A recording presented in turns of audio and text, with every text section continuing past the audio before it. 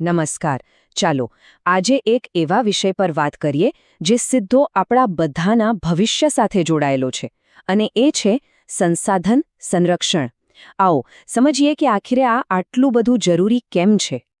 તો ચાલો ને એકદમ સીધા જ મુદ્દા પર આવીએ. એક સવાલ જરા વિચારો, જો આપણી પાસેના કુદરતી સંસાધનો પાણી, જમીન, ખનિજ બધું જ ખતમ થઈ જાય તો શું થશે? બસ આ એક જ સવાલ છે જેની આસપાસ આપણી આખી વાતચીત ફરવાની છે.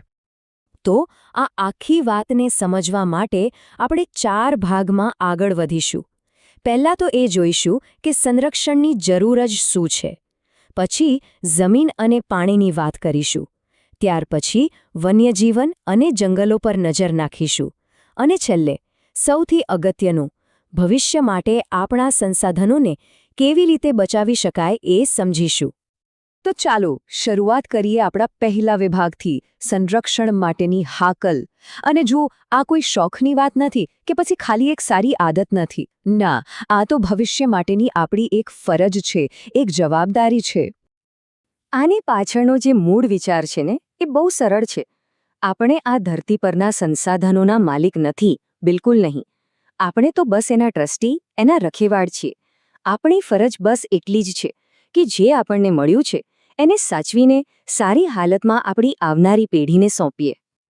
ચાલો હવે વાત કરીએ એ 2 વસ્તુઓની જેના વગર જીવન શક્ય જ નથી, એટલે કે આપણી જમીન અને આપણું પાણી. જુઓ, આપણી જમીન છે ને એ અત્યારે ઘણી મુશ્કેલીઓમાંથી પસાર થઈ રહી છે. એક તો જમીનનું ધોવાણ, જેનાથી એની ફળદ્રુપતા ઓછી થઈ જાય. પછી પેલો રાસાયણિક ખાતરોનો બેફામ ઉપયોગ એ લાંબા ગાળે જમીનને સાવ બિનઉપજાઉ બનાવી દે છે. ઉપરથી જરૂર કરતાં વધારે સિંચાઈ પણ જમીનની ઉત્પાદન શક્તિ ઘટાડે છે.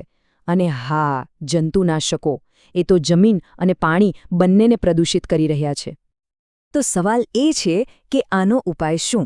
વેલ, એક બાજુ છે રાસાયણિક ખાતરો, જે લાંબા ગાળે જમીનની ગુણવત્તા ખરાબ કરી નાખે છે, અને બીજી બાજુ છે આપણું દેશી કુદરતી ખાતર, જે જમીનને કુદરતી રીતે જ પોષણ આપે છે, એને જીવંત બનાવે છે.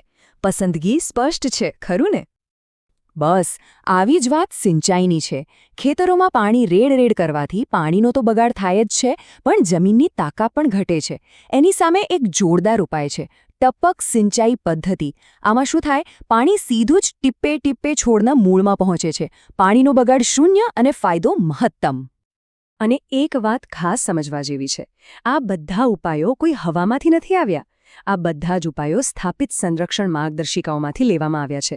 મતલબ કે આ સાબિત થયેલી અને વ્યવહારુ પદ્ધતિઓ છે. પાણીને બચાવવા માટે પણ આવા જ 3 નક્કર પગલાં છે. પહેલું, વરસાદના પાણીને વહી જતું અટકાવવા માટે ઠેર ઠેર ચેક ડેમ બનાવો. બીજું, આપણા જે જૂના તળાવો અને સરોવરો છે એમાંથી કાંપ કાઢીને એને ઊંડા કરો, જેથી વધુ પાણી સમાઈ શકે. અને ત્રીજું, બાયોપેસ્ટિસાઇડ એટલે કે જૈવિક જંતુનાશકોનો ઉપયોગ વધારો, જેથી પાણીના સ્ત્રોત પ્રદૂષિત ન થાય. અને ખબર છે સૌથી મજાની વાત શું છે?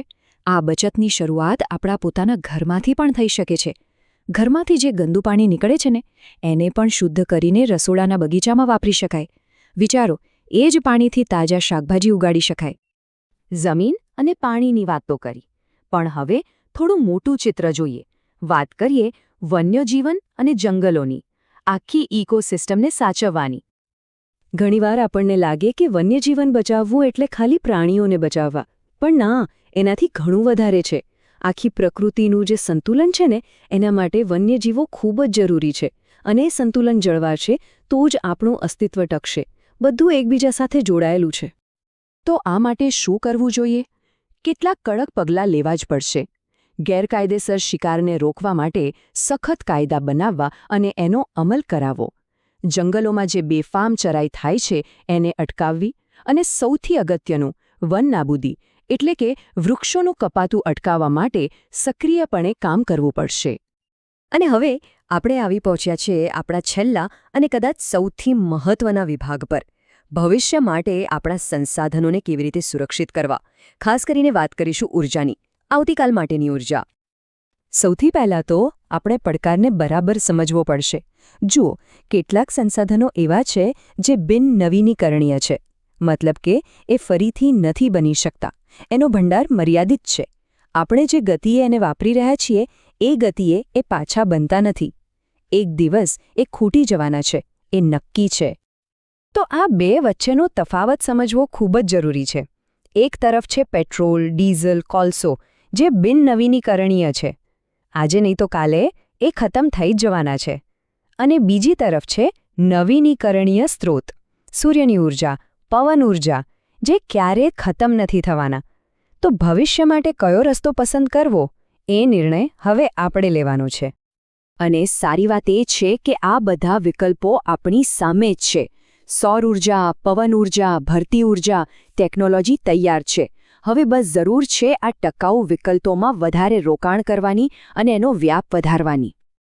આખી ચર્ચાનો સારાંશ એક જ વાક્યમાં કરી શકાય: જે સંસાધનોનો આપણે ફરીથી ઉપયોગ કરી શકીએ છીએ તે આપણે કરવો જ જોઈએ. અને જેનો ફરીથી ઉપયોગ નથી કરી શકતા એના માટે આપણે વિકલ્પો શોધવા જ પડશે. બસ આટલી સરળ પણ એટલી જ શક્તિશાળી વાત છે.